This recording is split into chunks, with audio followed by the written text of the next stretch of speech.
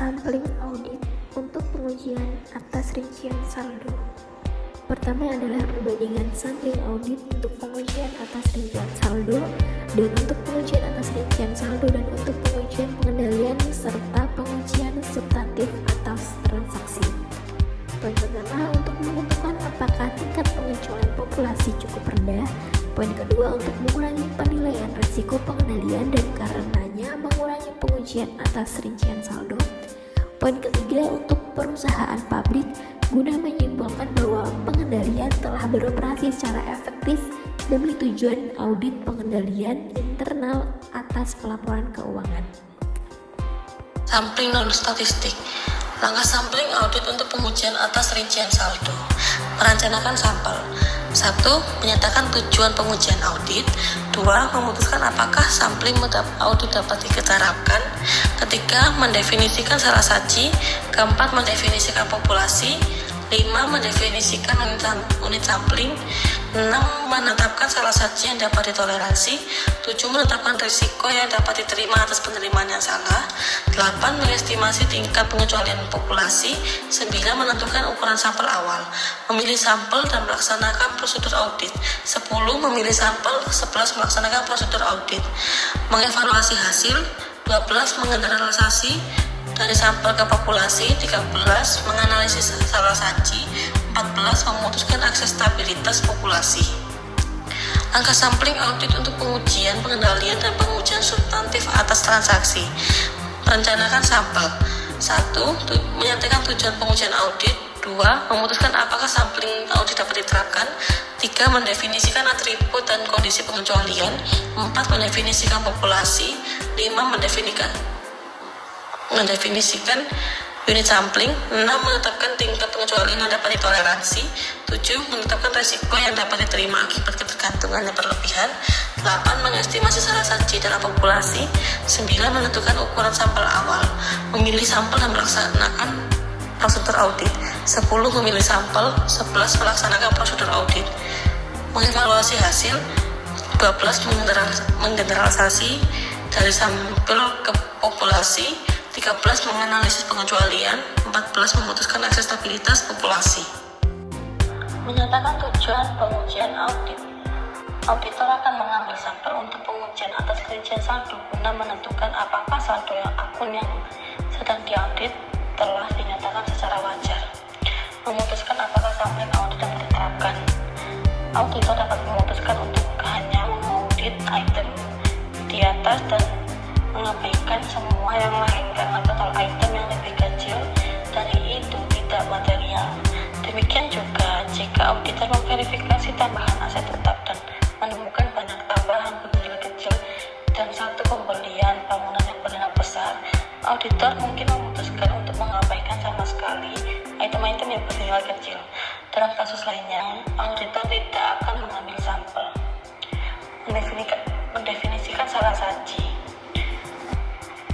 Karena sampling audit untuk pengujian atas rincian saldo mengukur salah asas moneter, yaitu salah saji yang terjadi apabila item sampel disalah sajikan. Sampling berstratifikasi.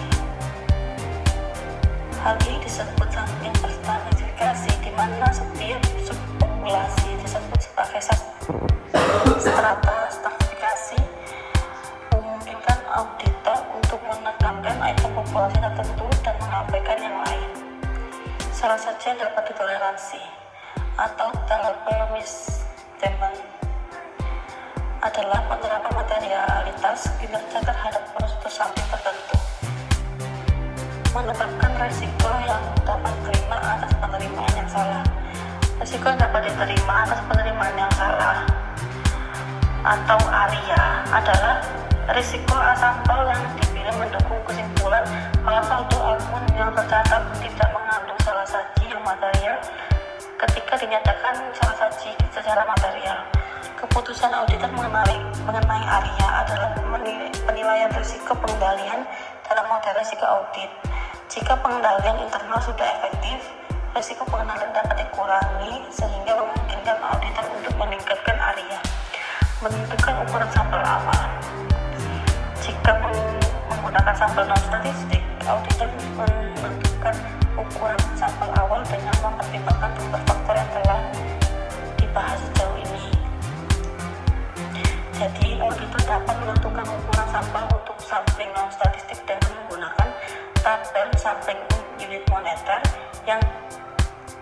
Memilih sampel. Untuk sampel non-statistik, standar auditor mengizinkan auditor untuk menggunakan metode pemilihan manapun melaksanakan prosedur audit. Untuk melaksanakan prosedur audit, auditor menerapkan prosedur audit yang tepat pada setiap item sampel untuk menentukan apakah item tersebut mengandung salah saji, menggeneralisasi dari sampel ke populasi, dan memutuskan akses stabilitas populasi. Auditor harus menggeneralisasi dari sampel ke populasi dengan memproyeksikan salah saji dari hasil sampel ke populasi dan mempertimbangkan kesalahan sampling serta risiko sampling atau ARIA. Langkah pertama adalah untuk menghitung titik estimasi. Titik estimasi dapat dihitung dengan berbagai cara, tetapi pendekatan yang umum adalah mengasumsikan bahwa salah saji populasi yang ada belum diaudit adalah proporsional dengan salah saji sampel. Auditor akan melakukan hal ini dengan mempertimbangkan yang pertama, perbedaan antara titik estimasi dan salah saji yang dapat ditoleransi. Kedua, sejauh mana item dalam populasi telah diaudit 100%. Tiga, apakah salah saji cenderung mengoverage atau hanya bersifat satu arah. 4, jumlah salah saji individual. 5, ukuran sampel. Menganalisis salah saji, auditor harus mengevaluasi sifat dan penyebab setiap salah saji yang ditemukan dalam pengujian atas rincian saldo. Tindakan yang diambil apabila populasi ditolak. Jika auditor menyimpulkan bahwa salah saji dalam suatu populasi mungkin lebih besar dari salah saji yang dapat ditoleransi setelah mempertimbangkan kesalahan sampling, populasi tidak dianggap atau diterima. Auditor memiliki beberapa tindakan yang dapat dilakukan. Tidak mengambil tindakan hingga pengujian atas bidang audit lainnya telah selesai. Akhirnya, auditor harus mengevaluasi apakah laporan keuangan secara keseluruhan mengandung salah saji material. Melaksanakan pengujian audit yang diperluas pada bidang tertentu. Jika analisis salah saji menunjukkan bahwa sebagian besar salah saji merupakan jenis khusus, mungkin perlu membatasi upaya audit tambahan yang pada bidang menjadi masalah. Meningkatkan ukuran sampel. Jika auditor meningkatkan ukuran sampel, kesalahan sampling akan dikurangi. Jika tingkat salah saji sampel yang diperluas jumlah polanya dan arahnya serupa dengan sampel lama. Menyesuaikan saldo akun. Jika auditor menyimpulkan bahwa saldo akun mengandung salah saji yang material, klien mungkin ingin menyesuaikan nilai buku berdasarkan hasil sampel. Meminta klien untuk mengoreksi populasi. Dalam beberapa kasus, catatan klien yang tidak memadai sehingga populasi harus dikoreksi secara menyeluruh sebelum audit dapat diselesaikan.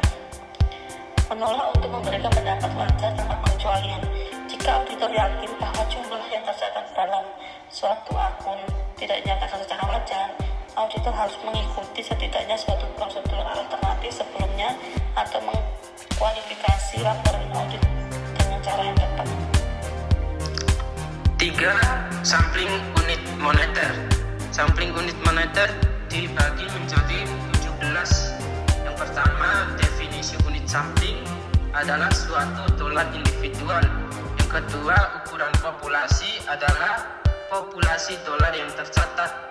3. Ukuran sampel ditentukan dengan menggunakan rumus statistik. 4. Pemilihan sampel dilakukan dengan menggunakan PPS. 5. Auditor mengeneralisasikan dari sampel ke populasi dengan menggunakan teknik MUS. 6.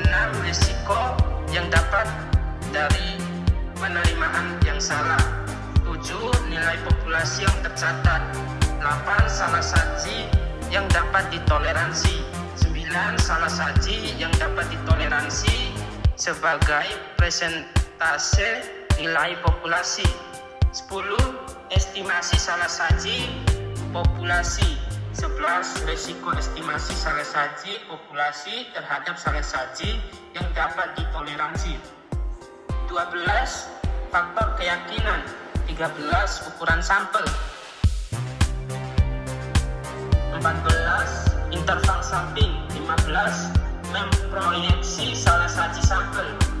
16, menghitung penyisihan untuk risiko sampling. 17, hubungan model risiko audit dengan ukuran sampel untuk MUS. Selanjutnya, sampling unit moneter atau MUS memiliki 4 fitur yang menarik bagi auditor. Yang pertama, MUS secara otomatis akan meningkatkan kemungkinan memilih item dolar yang tinggi dengan populasi yang sedang diaudit. 2, MUS dapat mengurangi biaya pelaksanaan pengujian audit karena beberapa item sampel akan diuji sekaligus. 3, MUS mudah diterapkan. 4, MUS menghasilkan kesimpulan statistik dan bukan kesimpulan non-statistik. Selanjutnya, terdapat 2 kelemahan untuk MUS. Yang pertama, total batas salah saji dihasilkan ketika salah saji ditemukan mungkin terlalu tinggi untuk digunakan oleh auditor. Yang kedua, sulit memilih sampel TPS dari populasi yang besar tanpa bantuan komputer. Sampling variabel Septimus adalah metode statistik yang digunakan oleh auditor. Sampling variabel dan sampling non-statistik untuk pengujian atas rincian saldo memiliki tujuan yang sama untuk mengukur salah satu dalam suatu saldo akun. Beberapa teknik sampling akan membentuk metode kelas umum yang disebut dengan sampling variabel, yaitu estimasi perbedaan, estimasi rasio, dan estimasi rata-rata per unit. Estimasi perbedaan auditor menggunakan estimasi perbedaan untuk mengukur estimasi jumlah salah satu total dalam populasi apabila ada nilai tercatat maupun nilai yang diaudit bagi setiap item sampel yang hampir selalu terjadi dalam audit. Rasio serupa dengan estimasi perbedaan kecuali auditor menghitung rasio antara salah saji dan nilai tercatatnya serta memproyeksikan hal ini dengan populasi untuk mengestimasi total salah saji populasi. Estimasi rata-rata per unit dalam estimasi auditor berfokus pada nilai yang diaudit dan bukan pada jumlah salah satu setiap item dalam sampel kecuali untuk definisi apa yang sedang diukur. Estimasi rata-rata per unit dihitung dengan cara persis sama seperti estimasi perbedaan. Untuk sampling variabel, auditor menemukan area serta risiko yang dapat diterima atas penolakan yang salah. Jadi penting untuk memahami perbedaan di antara keduanya dan penggunaan kedua risiko tersebut area setelah melaksanakan pengujian audit dan menghitung hasil statistik. Auditor harus menemukan apakah populasi mengandung salah saji yang material atau tidak. Area adalah risiko statistik bahwa auditor telah menerima populasi yang dalam kenyataan mengandung salah saji material. Suatu populasi mengandung salah saji material padahal sebenarnya tidak alir hanya akan mempengaruhi tindakan auditor jika mereka menyimpulkan bahwa populasi tidak dinyatakan secara wajar. Jika menemukan suatu saldo tidak dinyatakan secara wajar, auditor umumnya akan meningkatkan ukuran sampel atau melaksanakan pengujian lainnya. Kenaikan ukuran sampel ini biasanya akan menyebabkan auditor menyimpulkan bahwa saldo telah dinyatakan secara wajar. Ilustrasi penggunaan estimasi perbedaan. Penggunaan estimasi perbedaan ketika mengaudit piutang usaha hard lambar company. Piutang usaha terdiri dari 4.000 akun yang tercantum dalam agen trial balance dengan nilai $600.000. Salah saji yang dapat ditoleransi yaitu $21.000. Menetap resiko yang dapat diterima. Yang pertama yaitu resiko yang dapat diterima atau ARIA. ARIA dipengaruhi oleh resiko audit yang dapat diterima. Hasil pengujian pengendalian dan pengujian substantif atas transaksi, prosedur analitis, dan signifikansi relatif piutang usaha dalam laporan keuangan. Asumsi area yaitu 10%. Yang kedua, risiko yang dapat diterima atau ARIR. ARIR dipengaruhi oleh biaya tambahan resampling. Asumsi ARIR yaitu 25%. Selanjutnya, mengestimasi salah saji dalam populasi. Mengestimasi salah saji dalam populasi ini ada dua. Yang pertama yaitu estimasi yang diharapkan. Auditor memerlukan estimasi di muka atas titik estimasi populasi.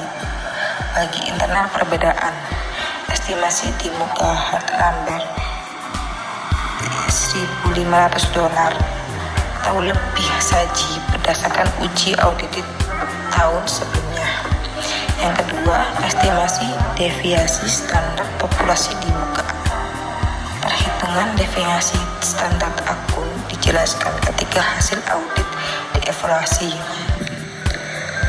Untuk Hartlander, hal itu diestimasi $20 berdasarkan uji audit tahun sebelumnya. Menghitung ukuran sampel awal. Seperti rumus tersebut, di mana N yaitu ukuran sampel, SD estimasi di muka atas deviasi terstandar, ZA yaitu konversiensi keyakinan untuk area, ZR koefisiensi untuk ARIR, dan N itu ukuran populasi, TM salah saji yang dapat dikoreksi untuk populasi, yang terakhir E yaitu estimasi titik salah populasi. Selanjutnya, mengeneralisasi dari sampel ke populasi. Auditor memilih sampel, melaksanakan pengujian, dan mengidentifikasi salah saji sampel. Yang pertama yaitu menghitung titik estimasi total salah saji adalah ekstrapolasi langsung dari salah saji dalam sampel ke salah saji dalam populasi. Yang kedua yaitu menghitung estimasi deviasi standar populasi adalah ukuran statistik dari variabilitas nilai setiap item dalam populasi. Deviasi standar memiliki pengaruh signifikan terhadap interval presisi yang dihitung. Yang ketiga, menghitung interval presisi. Interval presisi dihitung dengan menggunakan rumus statistik. Interval tersebut harus dihubungkan dengan area. Dan yang terakhir, menghitung batas keyakinan. Auditor menghitung batas keyakinan dengan mengkombinasi titik estimasi dari total salah saji dan interval presisi dihitung pada tingkat keyakinan yang diinginkan. Sekian dan terima kasih dari kelompok 4.